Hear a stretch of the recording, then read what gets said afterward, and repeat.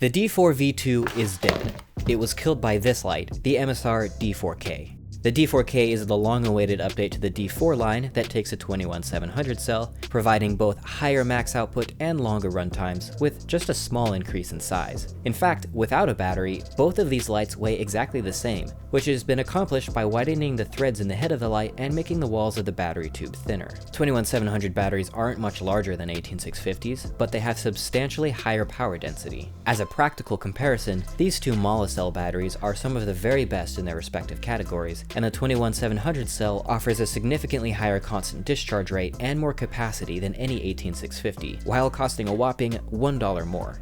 Coupled with a FET driver, this allows for a surprisingly high increase in output on turbo. The light I have here uses 4 Nichia 519A emitters, and with a fresh P42A battery on turbo at startup, I measured a shocking 5,200 lumens, 1,200 lumens more than the same LEDs powered by a Samsung 30Q. The higher capacity also provides longer runtimes, but the thermal mass is the same as before, so sustained output isn't improved. This little light is very much a hot rod that quickly drops in output while getting uncomfortable to hold. Because of that, the main practical advantage of this light over the smaller D4 is the added runtime.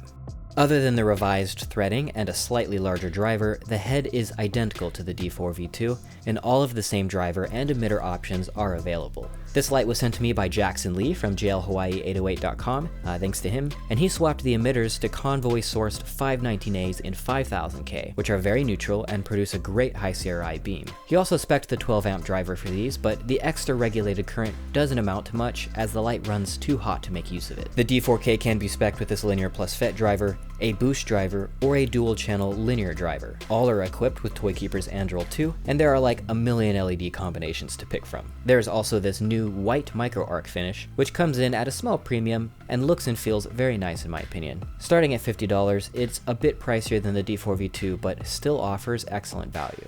So here's the thing, I do think this is functionally superior to the smaller D4 in every way. However, as someone who already has plenty of practical lights, I actually still just prefer using the D4V2 just because it's smaller. Sure, the size difference is minimal, but for me, 21700 lights are just large enough to be too large for regular pocket carry, so I would rather carry this 18650 version instead.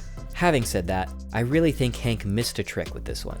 I feel he should have extended this change to all smaller Emisar lights, modifying them for this larger battery tube, and then offered an optional 18650 tube.